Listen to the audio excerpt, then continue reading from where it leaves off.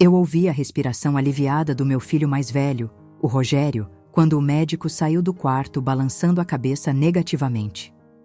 Eu estava de olhos fechados, fingindo um sono profundo que a morfina simulava, mas minha mente estava mais acordada do que nunca. Finalmente, né? Sussurrou minha nora com aquela voz estridente que ela tentava disfarçar de tristeza. Será que ela deixou alguma coisa? Ou gastou tudo naquele maldito tratamento? O Rogério riu, um som seco e cruel. Mãe morreu falida, amor. A gente só vai ter o trabalho de enterrar. Vamos acabar logo com esse teatro. O que eles não sabiam é que aquele teatro teria um último ato. E nesse ato, quem ditaria as regras não seriam eles. O testamento que estava guardado no cofre do meu advogado não trazia apenas números e bens. Trazia a sentença de cada um deles. Meu nome é Sirlene. Tenho 78 anos. E se você me visse hoje, sentada nesta poltrona de courino rasgado no canto do quarto 302 do Lar de Idosos Recanto da Paz, provavelmente sentiria pena. Eu sou aquela velhinha que usa um chale de lã mesmo no calor, que tem as mãos manchadas pelo tempo e que passa horas olhando para o portão de entrada como se esperasse uma visita que nunca chega. E de fato, a visita não chega. Não mais. Mas a pena que as pessoas sentem de mim é baseada em uma mentira. Uma mentira que eu mesma permiti que crescesse. Para todos aqui, e principalmente para os meus 3 filhos, Rogério, Cíntia e Marcelo. Eu sou uma viúva que perdeu tudo. Eles acreditam que a venda da minha casa, aquela casa linda de 2 andares no bairro Nobre, onde eles cresceram, serviu apenas para pagar dívidas e financiar minha estadia neste lugar. Eles acham que eu sou um fardo financeiro, uma torneira que secou. Ah, se eles soubessem. Minha vida não começou assim, cercada por paredes bege descascadas e cheiro de sopa rala. Eu e meu falecido marido, o Alberto, construímos um império do zero. Começamos com uma pequena confecção de roupas no fundo do quintal. Eu costurava até os dedos sangrarem, e ele vendia de porta em porta. Foram anos de sacrifício. Eu me lembro de deixar de comprar carne para mim para garantir que o Rogério tivesse o tênis da moda na escola, ou que a Cíntia pudesse fazer aquelas aulas de balé caríssimas. Nós crescemos. A confecção virou fábrica. A fábrica virou uma rede de lojas. Quando o Alberto faleceu, há 10 anos, nós tínhamos um patrimônio que garantiria a vida de 3 gerações. Mas o Alberto, sábio como era, me fez um pedido no leito de morte. Sirlene, cuide do dinheiro, mas cuide mais do coração dos nossos filhos. O dinheiro corrompe. Não dê tudo de mão beijada. Eu tentei. Deus sabe como eu tentei ser a mãe presente, amorosa. Mas logo após o enterro do Alberto, a dinâmica mudou. Não era mais, mãe, como a senhora está se sentindo? Era, mãe, o inventário já saiu? Mãe, a senhora não precisa de tanto dinheiro parada na conta. Mãe, investe na minha empresa, é retorno garantido. Eu fui cedendo no começo. Uma ajuda para trocar de carro aqui, uma entrada num apartamento ali. Mas nunca era suficiente. Era como jogar água em um balde furado. O afeto que eu recebia era proporcional ao valor do cheque que eu assinava. Se eu dava dinheiro, o almoço de domingo era animado, cheio de beijos e abraços falsos. Se eu dizia não, a semana seguinte era de silêncio, ligações não atendidas e desculpas de que a vida está muito corrida. Foi há 2 anos que a verdadeira face deles se revelou. Eu comecei a ter algumas tonturas, coisas da idade, pressão alta, nada grave, mas o suficiente para precisar de um pouco mais de atenção. Eu morava sozinha naquela casa enorme. Um dia, convoquei uma reunião familiar. Preparei o bolo de fubá que o Marcelo adorava quando criança. Fiz café fresco. A casa cheirava a canela e a memórias felizes. Quando eles chegaram, eu disse que me sentia sozinha e insegura na casa. Sugeri contratar uma cuidadora para morar comigo. Cuidadora, mãe? A Cíntia disparou, com a boca cheia de bolo. Sabe quanto custa isso? É um absurdo jogar dinheiro fora assim. E a senhora nem está tão mal. É perigoso, mãe, completou o Rogério, sempre o pragmático cruel. Colocar estranhos dentro de casa? Vão te roubar, vão te maltratar. A senhora já está velha, pode se confundir. Então, Eu poderia morar um tempo com algum de vocês? Perguntei com a voz trêmula. Minhas mãos suavam frio. Eu sabia a resposta, mas precisava ouvir. O silêncio que se instalou na sala foi ensurdecedor. O Marcelo olhou para o celular. A Cíntia arrumou o cabelo. O Rogério pigarreou. Veja bem, mãe, começou o Rogério. A minha casa tem escadas. É perigoso para a senhora. E o meu apartamento é pequeno. As crianças precisam de espaço para estudar, disse a Cíntia, que morava numa cobertura de 4 quartos que eu ajudei a pagar. Eu viajo muito a trabalho, mãe. A senhora ia ficar sozinha do mesmo jeito, finalizou o Marcelo. A solução deles veio rápida, como se já tivessem ensaiado. O asilo. Ou melhor, a casa de repouso premium, como eles venderam a ideia. Disseram que seria como um hotel 5 estrelas, que eu teria amigas, atividades, médicos, 24 horas. Mas havia uma condição. Mãe, para pagar um lugar desse nível, a gente precisa vender a casa, disse o Rogério. A manutenção aqui é cara, o IPTU é um roubo. Vamos vender, a gente administra o dinheiro para pagar sua mensalidade e o que sobrar a gente divide como adiantamento da herança, afinal, a senhora não vai gastar tudo isso. Foi naquele momento que algo quebrou dentro de mim. Não foi o meu coração, foi a minha ingenuidade.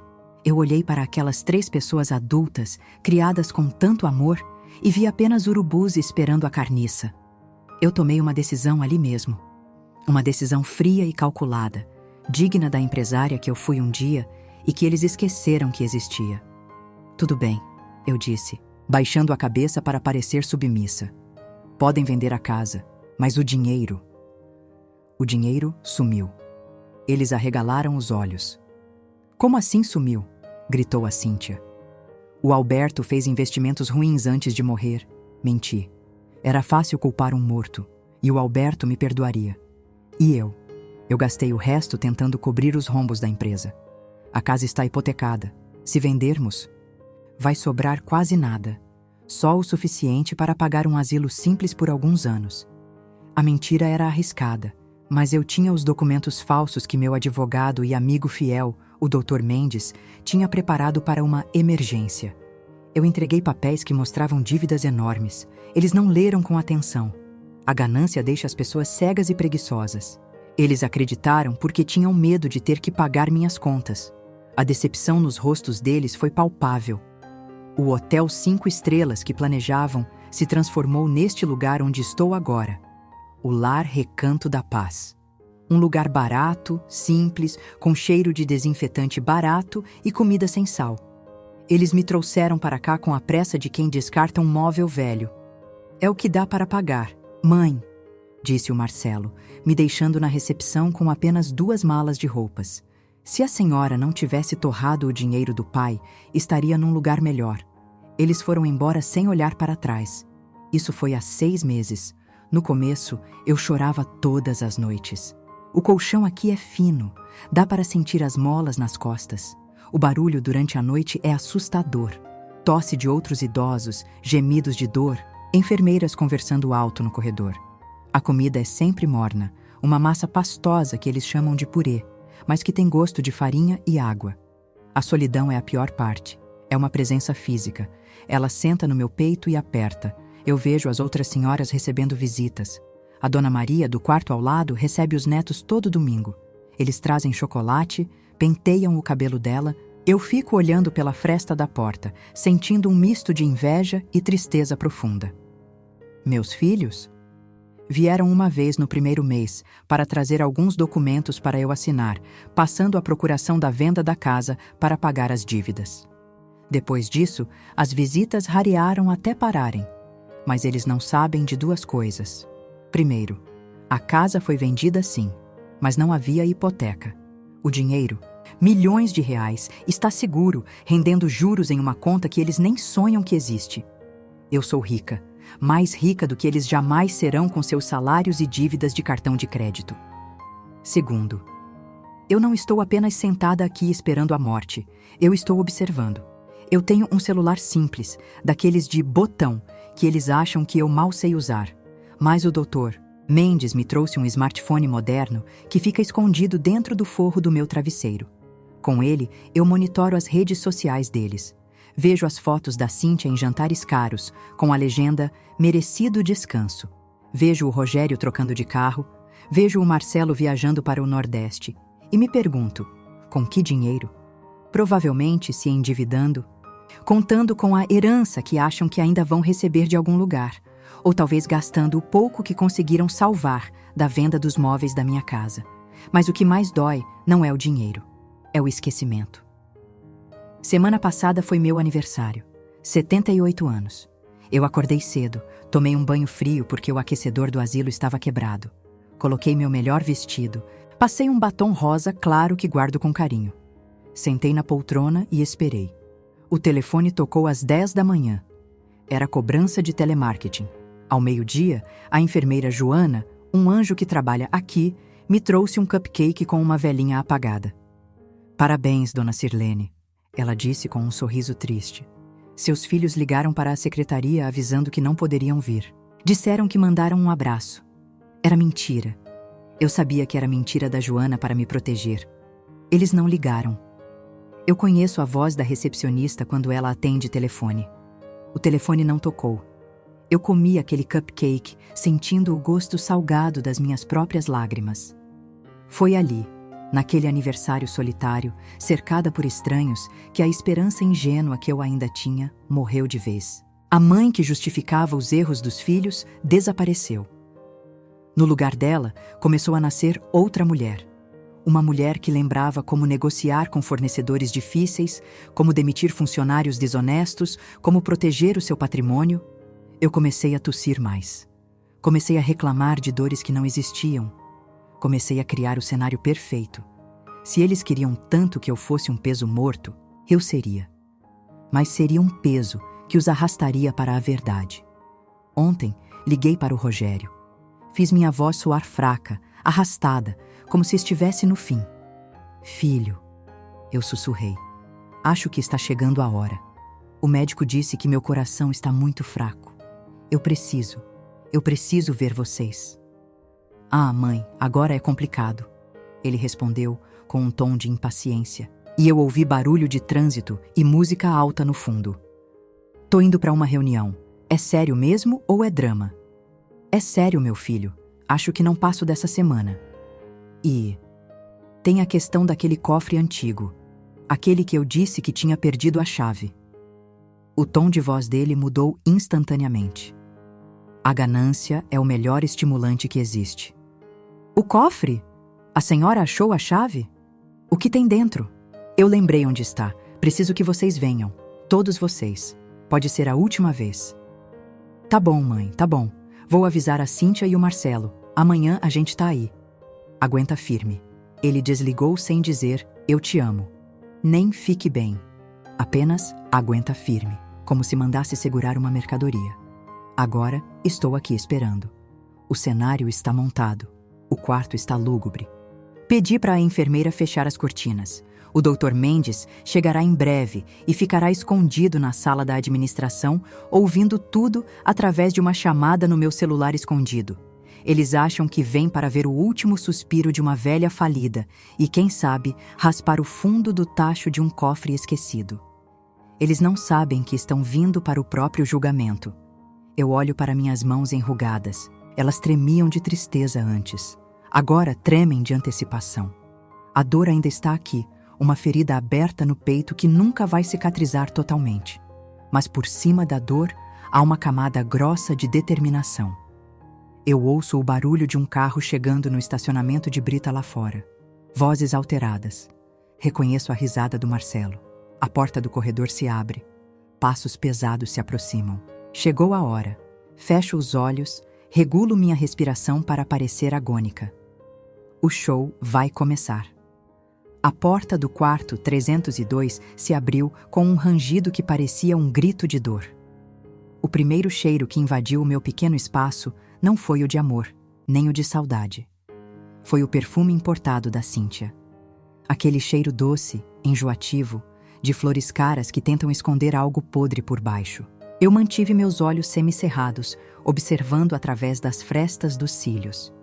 O cenário que se desenrolou diante de mim foi digno de uma peça trágica, mas sem a grandeza dos clássicos. Era apenas triste e mesquinho. Eles entraram em fila.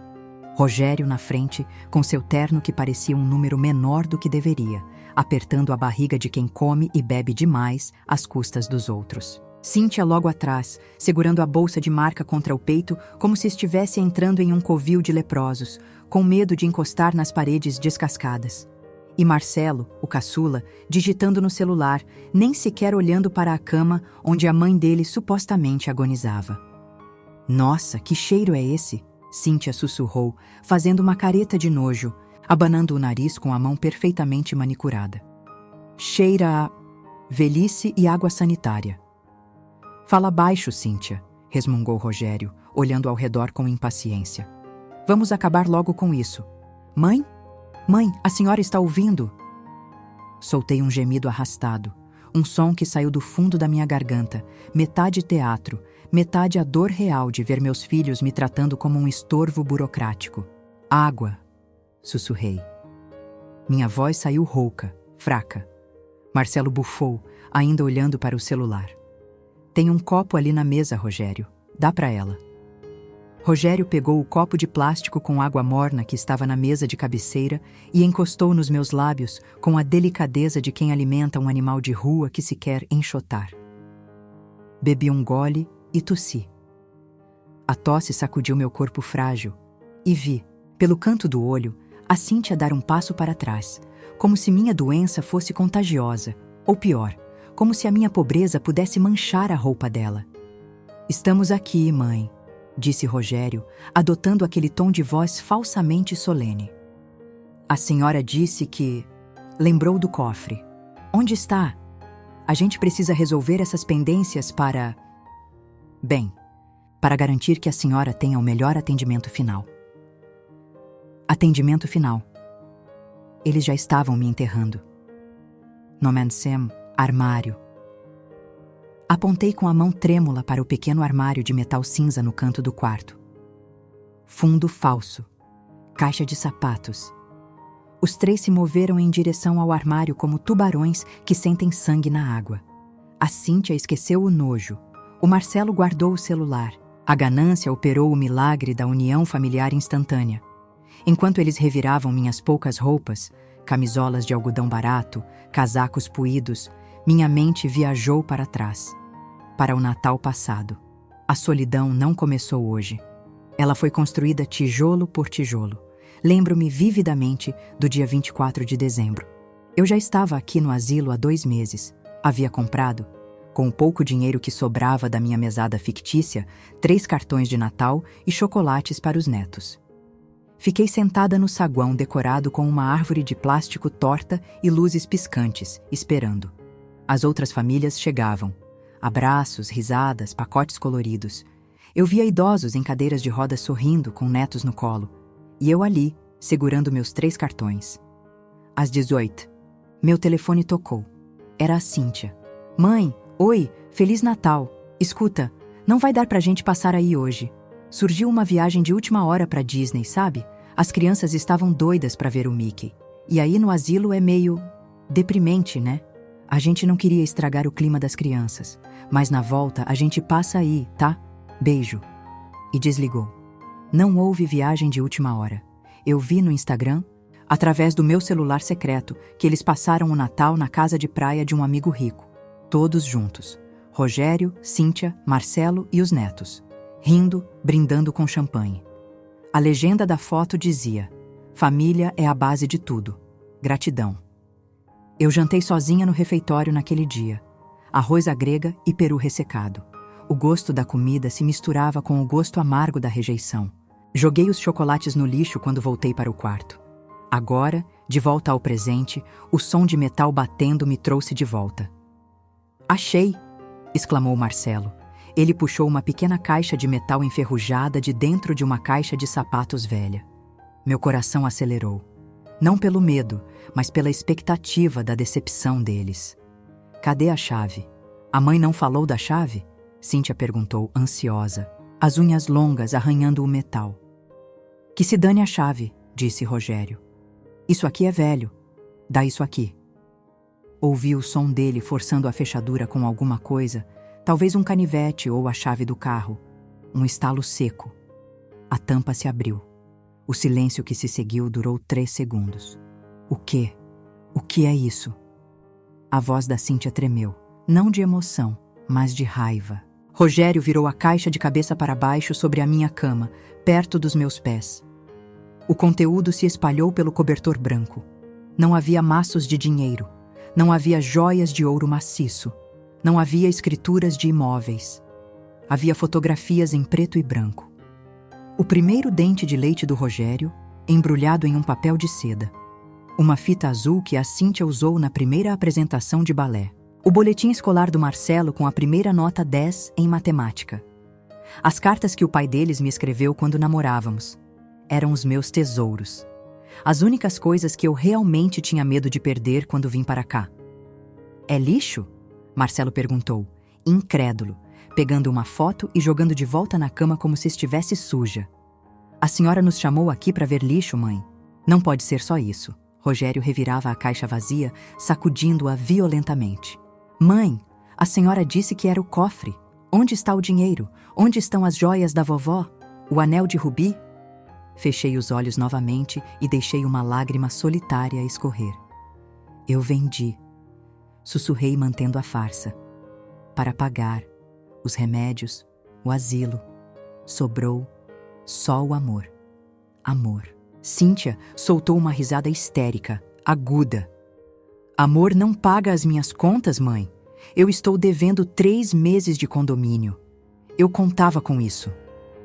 Foi então que aconteceu o momento que definiu o resto da minha vida. O momento em que a última corda que me prendia a eles se rompeu. Achando que eu tinha desmaiado ou adormecido de exaustão, eles pararam de falar comigo e começaram a falar sobre mim. Eles se afastaram um pouco da cama, indo para perto da janela, mas o quarto era pequeno e minha audição, graças a Deus, ainda era perfeita. Inacreditável, sibilou Rogério. A velha torrou tudo mesmo. Eu disse para vocês.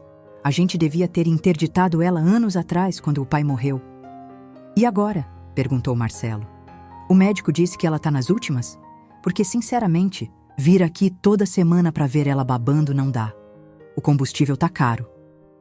O médico disse que é questão de dias, respondeu Cíntia, a voz fria, calculista. Mas a gente tem que ser esperto. Rogério, você conseguiu falsificar aquela assinatura na procuração do banco? Meu sangue gelou. Falsificar a assinatura. Consegui, mas não adianta nada se a conta estiver zerada. Rogério respondeu. A única coisa que sobrou foi aquele terreno no interior que o pai deixou no nome dela e que a gente não conseguiu vender porque precisava da digital dela. A gente pega agora, sugeriu Marcelo com uma naturalidade assustadora. Ela tá apagada. Pega a tinta, a gente passa o dedo dela no papel agora e resolve isso. Depois que ela morrer, a burocracia do inventário vai travar tudo por anos. Ah, não seja burro, Marcelo, retrucou Rogério. Precisa de testemunha, precisa do cartório. Mas, escuta, o seguro de vida, aquele antigo que o pai fez, ainda está ativo? Acho que sim, disse Cíntia. Mas o beneficiário sou eu e você. O Marcelo não tinha nascido ainda quando fizeram. O quê? Marcelo elevou a voz. Nem vem. A gente divide tudo por 3. Senão, eu conto para todo mundo que vocês venderam as joias dela ano passado, dizendo que tinham sido roubadas. Eu ouvi aquilo e senti uma náusea violenta. As joias. Minhas joias que sumiram da minha casa antes de eu vir para cá. Eu achei que tinha sido descuidada, que tinha perdido na minha confusão mental. Eles tinham roubado. Meus próprios filhos entraram na minha casa e me roubaram enquanto eu dormia. A conversa continuou. Cada frase mais cortante que a anterior. O caixão. Cíntia suspirou. Não vamos gastar com nada luxuoso, tá? Ela nem vai ver mesmo. Pega o mais básico, aquele de pinho, e nada de velório longo. 2 horas, fecha, crema e joga as cinzas em qualquer jardim. Eu tenho pavor de cemitério.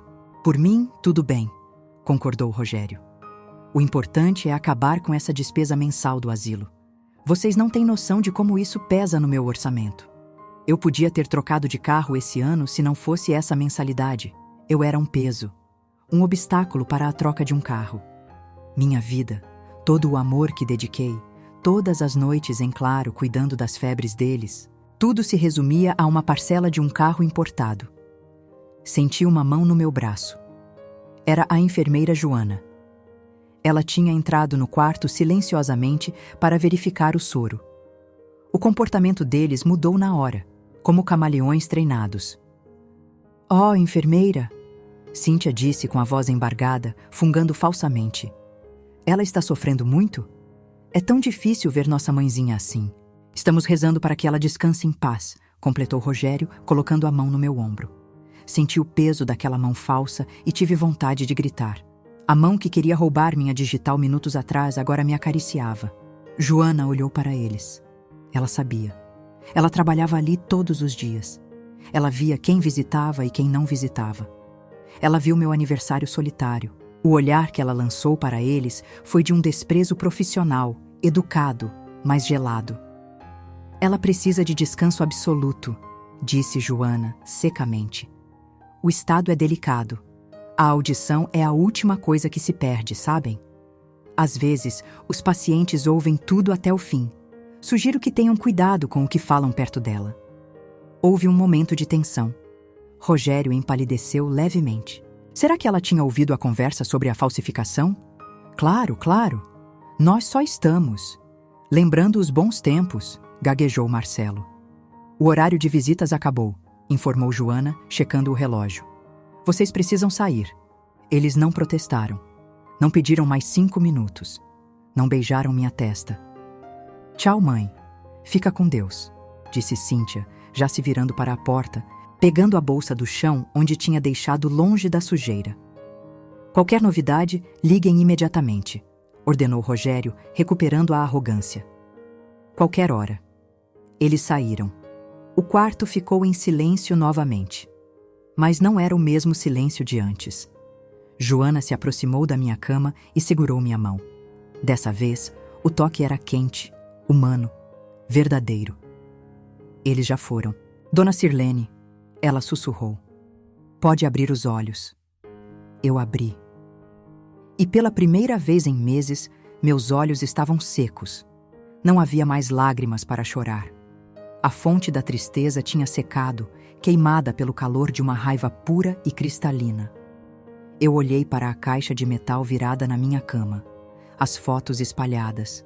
Meu passado, minha história, tratada como lixo. O dente de leite do Rogério. Eu me lembrava de como ele chorou quando caiu e como eu o consolei dizendo que a fada do dente viria. Eu guardei aquilo por 40 anos como um tesouro. Para ele era lixo. Peguei a foto do meu marido, o Alberto. "Eles não merecem você, Alberto", pensei.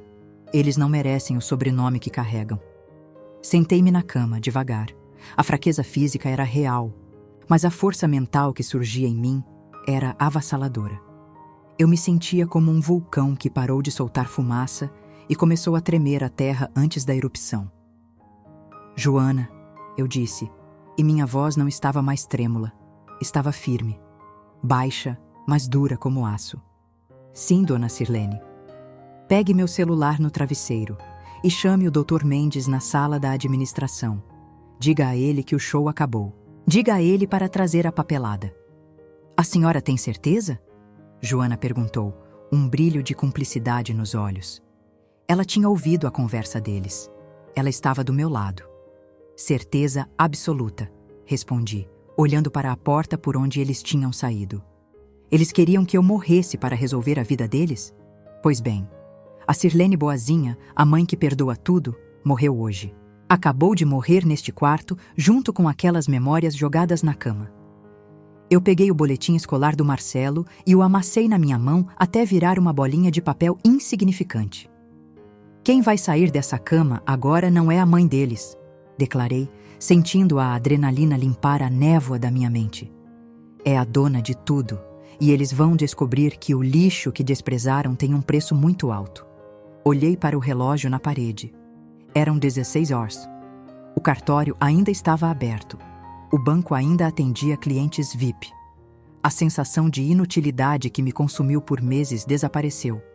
Eu tinha uma missão agora, uma missão de justiça, e eu ia executá-la com a mesma precisão com que construí meu império. Pode entrar, Dr. Mendes, eu disse, quando vi a sombra do meu advogado na porta. Ele entrou, sorrindo, segurando uma pasta grossa de couro preto. Ouvi tudo pela chamada, Sirlene, gravado e salvo na nuvem. Tentativa de estelionato, conspiração, danos morais. Temos munição para uma guerra. Não quero uma guerra, Mendes, respondi, levantando-me da cama e tirando o xale velho dos ombros, jogando-o no chão. Eu quero um massacre, jurídico e financeiro. Meus filhos achavam que o fundo do poço tinha um porão. Eles estavam prestes a descobrir que eu era a dona do prédio inteiro. Eu me levantei daquela cama de asilo e caminhei até o pequeno espelho manchado sobre a pia do banheiro. A mulher que me encarava de volta tinha olheiras profundas, o cabelo branco desgrenhado e vestia uma camisola de hospital desbotada. Mas havia algo diferente nos olhos. O brilho úmido da lágrima de mãe havia secado. No lugar, havia o brilho duro e frio do diamante. O mesmo olhar que eu tinha quando negociava contratos milionários com fornecedores que tentavam me passar a perna porque eu era mulher. Acabou, Sirlene, eu disse para o meu reflexo. Minha voz soou estranha naquele banheiro minúsculo de azulejos brancos. A mãe morreu. A empresária voltou. Voltei para o quarto. O Dr. Mendes já havia organizado a mesa de operações na minha pequena mesa de refeições. Ele afastou o copo de plástico e o prato com restos de gelatina e colocou ali o que realmente importava. Um laptop de última geração, pastas de documentos e, o mais importante, um bule de café expresso que ele trouxe de fora. O cheiro daquele café. Ah, aquele cheiro foi o primeiro sinal da minha ressurreição. Não era o chafé aguado do refeitório. Era um arábica encorpado, forte, o cheiro da minha antiga vida. O senhor aceita, dona Sirlene? Mendes perguntou, servindo uma xícara de porcelana que ele também trouxera. Ele sabia que eu detestava beber café em plástico. Obrigada, Arthur. Tomei um gole. O líquido quente desceu queimando, acordando cada célula do meu corpo. Vamos ao trabalho. O que nós temos? Arthur Mendes, meu advogado há 30 anos e talvez o único amigo leal que me restou, abriu o laptop. Temos tudo, Sirlene. Absolutamente tudo. Ele clicou em um arquivo de áudio. A gravação ficou cristalina. O microfone no seu travesseiro captou cada sussurro. Ele deu o play. A voz do Rogério encheu o quarto. Pega a tinta. A gente passa o dedo dela no papel agora. Depois que ela morrer, a burocracia do inventário vai travar tudo. E depois a voz da Cíntia. Não vamos gastar com nada luxuoso. Caixão de pinho, joga as cinzas em qualquer jardim. Ouvir aquilo pela segunda vez não doeu. Pelo contrário, funcionou como combustível. Era a prova jurídica da indignidade deles. Isso configura tentativa de estelionato, apropriação indébita, falsidade ideológica e, com um bom promotor, até formação de quadrilha, explicou Mendes com o pragmatismo que eu tanto admirava. Mas, Sirlene, juridicamente, isso nos dá poder para deserdá-los completamente. A lei brasileira é rígida com herdeiros necessários, mas indignidade comprovada. Isso é cheque-mate. Eu não quero apenas deserdá-los no papel, Arthur, respondi, caminhando até a janela e olhando para o jardim mal cuidado lá fora. Eles acham que vão herdar milhões quando eu morrer. Eles já estão gastando esse dinheiro mentalmente. Eu quero que eles sintam a perda agora. Enquanto eu estou viva, eu quero ver a esperança sair dos olhos deles. Então vamos falar de números. Mendes abriu uma pasta física. Eles acham que a senhora vendeu a casa para pagar dívidas. Eu sorri. Um sorriso que não chegava aos olhos. Eles nunca foram bons em ler as entrelinhas, não é? A verdade que meus filhos gananciosos desconheciam era a minha obra-prima financeira. Quando eles me pressionaram para vender a mansão há 6 meses, eu concordei. Mas o comprador não foi um estranho. Foi a HA Participações S.A., uma holding que eu criei secretamente anos atrás. Eu vendi a casa para mim mesma, o dinheiro que sumiu pagando dívidas. Foi transferido para contas offshore e fundos de investimento blindados. Eu não estava falida. Eu tinha um patrimônio líquido de 85 milhões de reais. A casa, os prédios comerciais no centro, as ações. Tudo era meu. E a mensalidade deste asilo? Eu pagava do meu bolso, sim, mas era troco de pão para mim. Eu escolhi este lugar decadente propositalmente. Era o palco perfeito para o meu teste. Um teste que eles falharam espetacularmente. A situação financeira deles é crítica, Sirlene. Mendes continuou, acessando relatórios de crédito que ele havia puxado. O Rogério tem 3 empréstimos bancários vencidos e o apartamento está indo a leilão. A Cíntia deve faturas de cartão de crédito que somam mais de 200 mil reais. Ela vive de aparências. E o Marcelo? Bem, o Marcelo investiu em criptomoedas e perdeu tudo. Ele deve para agiotas. Então eles estão desesperados, concluí. É por isso que queriam meu dedo para vender o terreno. É por isso que queriam minhas joias. Eles não são apenas gananciosos, Arthur. Eles estão afundando. E esperavam usar meu cadáver como boia de salvação. Sentei-me novamente. A estratégia começou a se formar na minha mente com clareza cristalina. Arthur, ligue para o Dr. Alencar. Quero um laudo psiquiátrico completo hoje. Para provar sua sanidade? Para blindar minha vontade. Eles vão alegar que estou senil, que fui manipulada. Eu preciso de um atestado de sanidade mental impecável, datado de hoje. Quero exames neurológicos, testes cognitivos, tudo. Quero que fique provado que minha mente está mais afiada que a navalha que vai cortar a herança deles. Providenciarei agora. E o próximo passo? O próximo passo é a isca. Tamborilei os dedos na mesa de madeira falsa. Eles acham que estou morrendo. Vamos usar isso. Quero que você convoque uma reunião extraordinária. Diga a eles que eu tive uma melhora súbita, o que chamam de melhora da morte, e que decidi fazer a antecipação da legítima. Mendes ergueu uma sobrancelha. Você vai dizer que vai dar o dinheiro a eles? Vou dizer que vou distribuir o que me resta. Eles vão vir correndo. Vão pensar que encontraram o pote de ouro no fim do arco-íris. Quero todos eles aqui. E quero os cônjuges também. A esposa do Rogério, aquele marido inútil da Cíntia. Quero a plateia completa. Onde? Aqui no quarto? Não. Olhei ao redor com desprezo. Este quarto serviu ao seu propósito, mas o grande finale exige um cenário melhor. O asilo tem um salão de festas? Não tem. Aquele que eles alugam para bingos beneficentes? Sim, tem. É simples, mas espaçoso. Alugue e contrate um buffet. Mas não um buffet qualquer. Quero champanhe francês, quero canapés de caviar. Quero a melhor decoração que o dinheiro pode comprar em 24 horas. Mendes sorriu. Ele estava começando a entender. O contraste. Exatamente. Eles vão chegar num asilo caindo aos pedaços e entrar num salão de luxo. Vão ficar confusos. Vão pensar, a velha tinha dinheiro escondido esse tempo todo. A ganância vai cegá-los completamente, e quando estiverem bêbados de champanhe e expectativa, nós puxamos o tapete. É arriscado, Sirlene.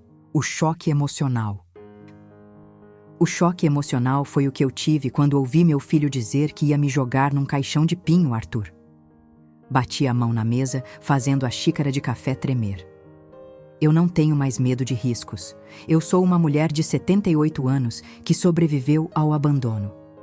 Eu sou indestrutível. Nas horas seguintes, o quarto 302 se transformou em um quartel-general. O Dr. Alencar, um neurologista renomado e antigo conhecido da família, que meus filhos, na ignorância, achavam que já tinha se aposentado, chegou discretamente. Ele conduziu os testes, respondia a cada pergunta com precisão cirúrgica. Datas, cálculos matemáticos, lógica, memória recente e tardia. Sua mente é fascinante, Sirlene, disse Alencar, assinando o laudo com firma reconhecida. Você está mais lúcida que muita gente de 40 anos. Este documento é incontestável em qualquer tribunal.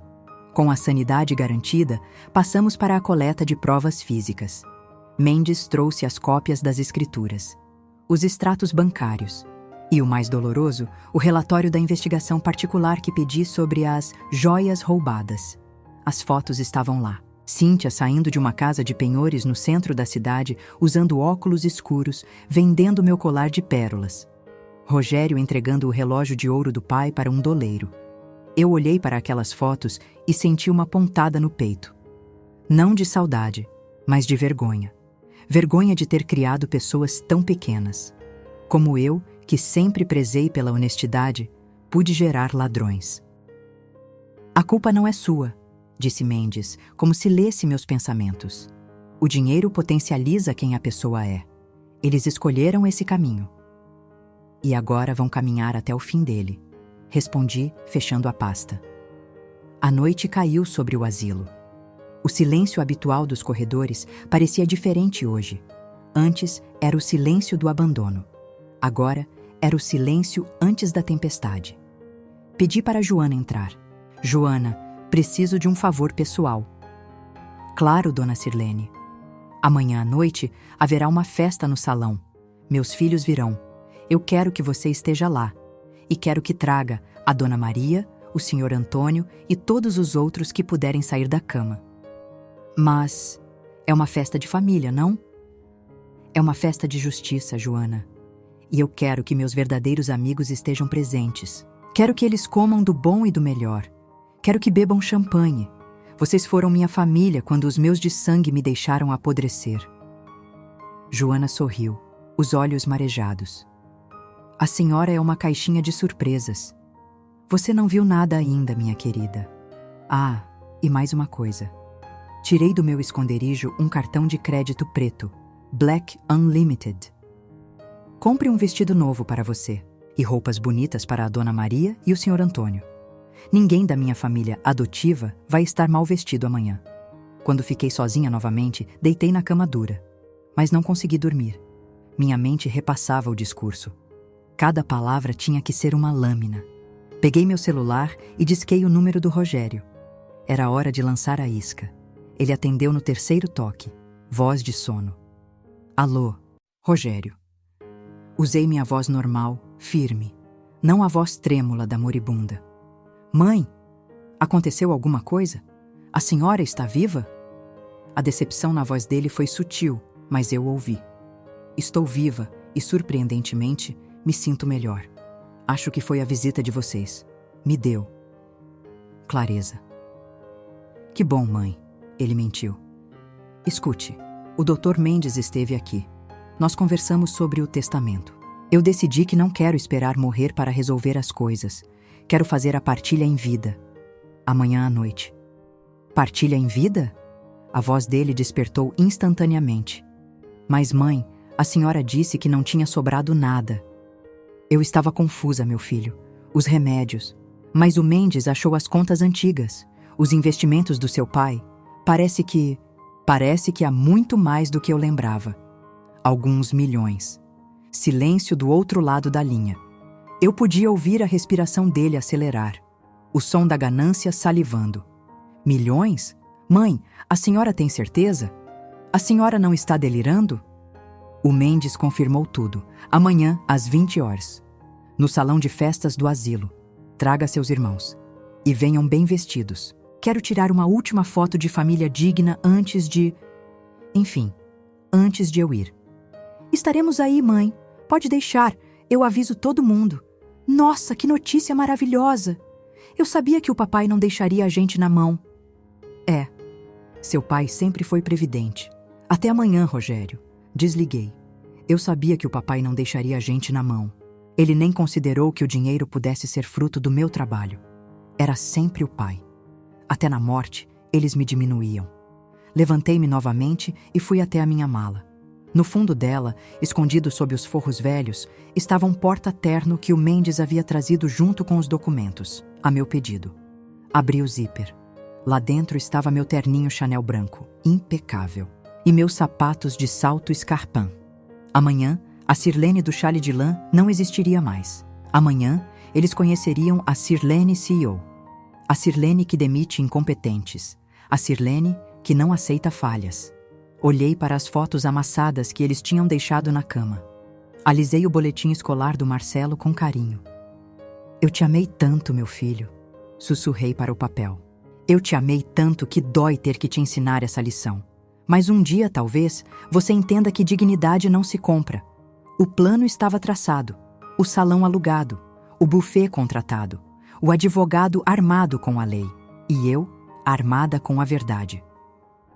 Amanhã, o Asilo Recanto da Paz veria um evento que entraria para a história. Fechei os olhos e, pela primeira vez em 6 meses, dormi um sono profundo e sem sonhos. O sono dos justos que estão prestes a desembainhar a espada. O relógio marcava 19h50. Eu estava de pé no pequeno escritório anexo ao salão de festas, alisando a lapela do meu terninho branco Chanel. Ele ainda servia perfeitamente, embora estivesse guardado há anos. Nos meus pés, o escarpão clássico me dava 5 centímetros a mais de altura e 1 tonelada a mais de confiança. No meu rosto, uma maquiagem leve escondia as olheiras do asilo, e o batom vermelho, minha marca registrada na época da empresa, voltava a colorir lábios que, por meses, só conheceram a palidez da tristeza. Eu não parecia a velha moribunda do quarto 302. Eu parecia a Sirlene de 10 anos atrás. A matriarca, a CEO. "Está na hora, Sirlene", disse o Dr. Mendes, entrando na sala. Ele usava seu melhor terno e tinha um brilho de combate nos olhos. Eles chegaram, todos eles. "Como eles estão agindo?", perguntei, ajeitando o cabelo recém-escovado pela cabeleireira que contratei. "Como esperávamos. Estão bebendo o champanhe Veuve Clicquot como se fosse água. Ignoraram completamente a Dona Maria e o Sr. Antônio. A Cíntia reclamou que o cheiro de velho ainda está no ar, mesmo com as flores caras. Sorri com desdém. Ótimo. Deixe-os beber. A ressaca moral vai ser pior que a do álcool." Respirei fundo. O cheiro do meu perfume antigo, J'adore, encheu meus pulmões. Aquele era o cheiro do poder. Abri a porta e caminhei em direção ao salão. O contraste era chocante. O salão, geralmente cinzento e triste, estava transformado. Lustres de cristal alugados, toalhas de linho branco, garçons servindo canapés finos. De um lado do salão, meus amigos do asilo. Dona Maria em seu vestido novo florido, Sr. Antônio com uma gravata borboleta, a enfermeira Joana radiante, comiam e conversavam, felizes, mas lançando olhares desconfiados para o outro grupo. Do outro lado, a família. Rogério, Cíntia, Marcelo e seus cônjuges. Eles formavam uma ilha de arrogância. Riam alto, seguravam as taças de cristal com ganância, seus olhos percorrendo o luxo ao redor e calculando quanto aquilo custava. Eu parei na entrada. A luz do spot central me iluminou. O barulho das conversas morreu instantaneamente. O primeiro a me ver foi o Marcelo. A taça quase caiu da mão dele. Ele cutucou a Cíntia, que se virou e deixou o queixo cair. O Rogério arregalou os olhos, incrédulo. Eu não entrei mancando. Não usei bengala. Caminhei com passos firmes, o som do salto alto ecoando no piso de madeira. Clac, clac, clac. Cada passo era uma declaração de guerra. "Boa noite", minha voz saiu firme, amplificada pelo microfone que eu segurava. "Fico feliz que tenham vindo para a minha despedida." "Mãe?"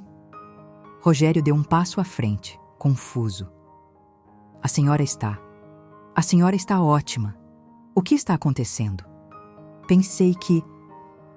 Pensou que eu estaria numa cama babando? Cortei, mantendo um sorriso gelado. "Milagres acontecem, meu filho. O dinheiro tem um poder curativo impressionante, não é?" Vi os olhos deles brilharem com a palavra dinheiro. A ganância venceu a confusão. Eles relaxaram. "Nossa, mãe!" Cíntia correu para me dar um abraço, mas eu levantei a mão, parando-a no meio do caminho. O gesto foi seco, autoritário.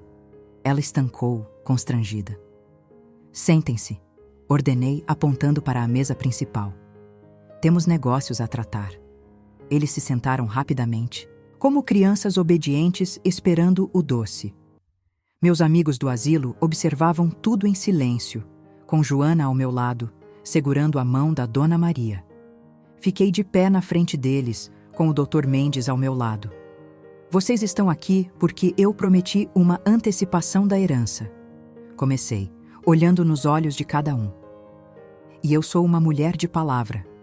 Durante toda a minha vida, eu construí um patrimônio, mas também construí uma família. Ou pelo menos, achei que tinha construído. Fiz uma pausa dramática. O silêncio era absoluto. Nem o barulho dos talheres se ouvia. Nos últimos 6 meses, vocês acharam que eu estava falida. Acharam que eu era um peso, um estorvo que impedia a troca de um carro ou uma viagem para a Disney. Viu Marcelo engolir em seco. A Cíntia desviou o olhar.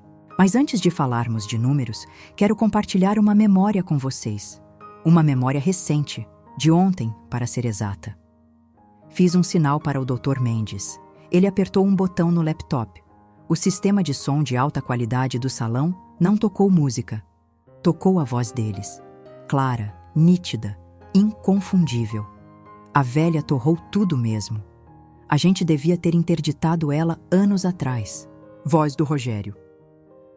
O rosto do Rogério ficou branco como o linho da toalha. O caixão. Não vamos gastar com nada luxuoso, tá? Pega o mais básico, aquele de pinho. E nada de velório longo. Joga as cinzas em qualquer jardim. Voz da Cíntia. A Cíntia levou as mãos à boca, horrorizada. Os cônjuges olhavam para eles, chocados. Pega a tinta, a gente passa o dedo dela no papel agora e resolve isso. Voz do Marcelo.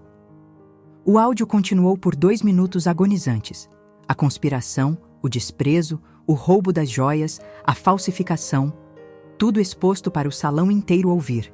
Os garçons pararam de servir. A Dona Maria balançava a cabeça decepcionada.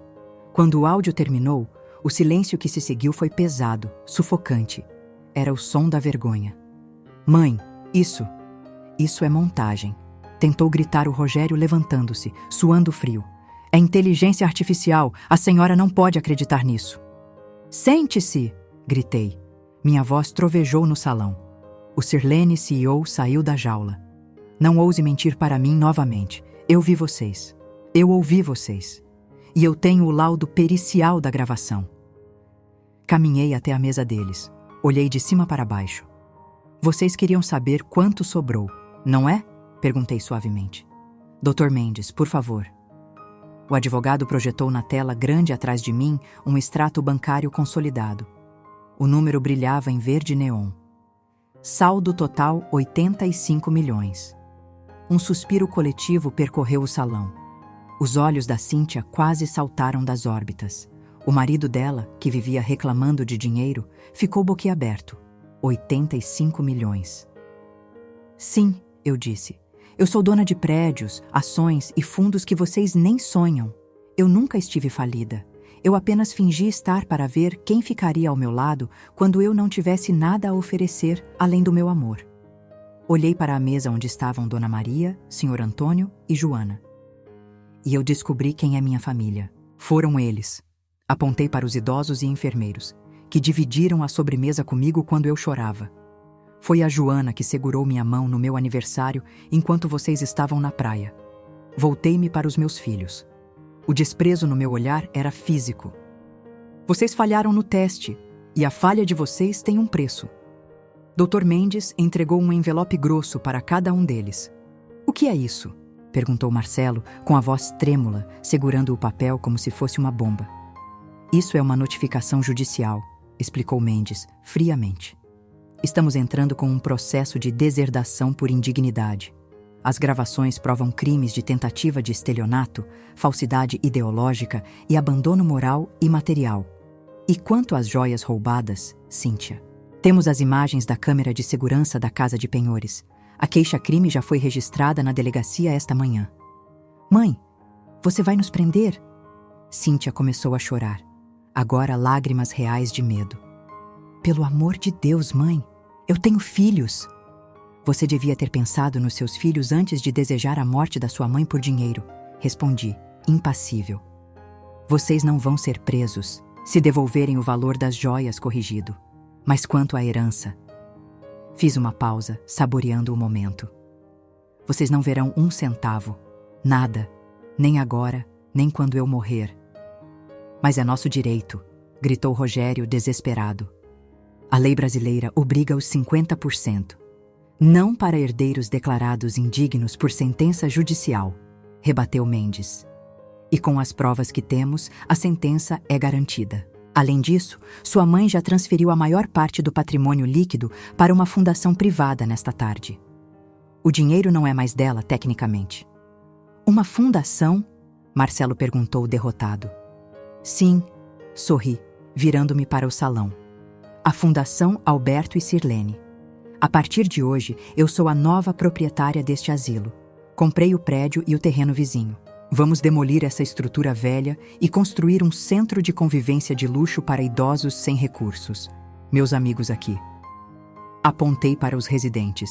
Terão quartos individuais, comida de chefe, médicos de verdade e dignidade até o fim de seus dias. Tudo pago com o dinheiro que vocês acharam que gastariam em carros importados. Houve aplausos. Tímidos no começo, depois estrondosos. A Dona Maria chorava e batia palmas. A enfermeira Joana sorria, emocionada. Olhei para meus filhos uma última vez. Eles pareciam encolhidos, pequenos, insignificantes. A máscara da arrogância tinha caído, revelando apenas 3 adultos egoístas e agora, financeiramente arruinados.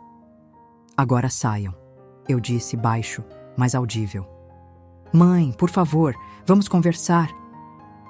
Rogério tentou se aproximar. Seguranças, chamei. 2 homens grandes, de terno preto, entraram no salão. Acompanhem estas pessoas até a saída. Se resistirem, chamem a polícia. Você não pode fazer isso. Eu sou seu filho, gritou Rogério enquanto era segurado pelo braço. Eu o encarei nos olhos e senti a última amarra se soltar do meu coração. Eu não tenho filhos aqui, Rogério. Meus filhos morreram no dia em que me deixaram aqui para apodrecer. Vocês são apenas estranhos com o meu sobrenome. E eu não dou dinheiro a estranhos. Eles foram arrastados para fora. A Cíntia chorava e xingava. O Marcelo estava em estado de choque.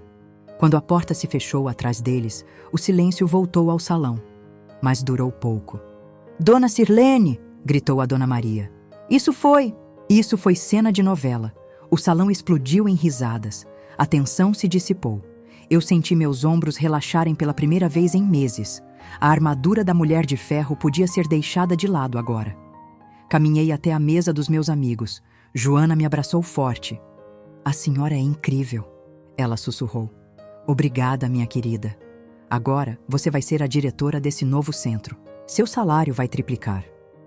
Aceita? Joana riu, chorando ao mesmo tempo. Aceito. Sentei-me com eles. O garçom serviu champanhe na minha taça. Eu olhei para o líquido dourado borbulhando. Eu perdi minha família de sangue, é verdade. E essa dor, a dor de uma mãe rejeitada, talvez nunca desapareça totalmente. Ela vai ficar ali, num canto do coração, como uma cicatriz antiga que dói quando o tempo muda. Mas hoje, eu ganhei algo muito mais valioso. Eu ganhei minha dignidade de volta. Eu ganhei um propósito. Meus filhos queriam que meu fim fosse em um caixão de pinho barato. Mas meu fim não será hoje, nem amanhã.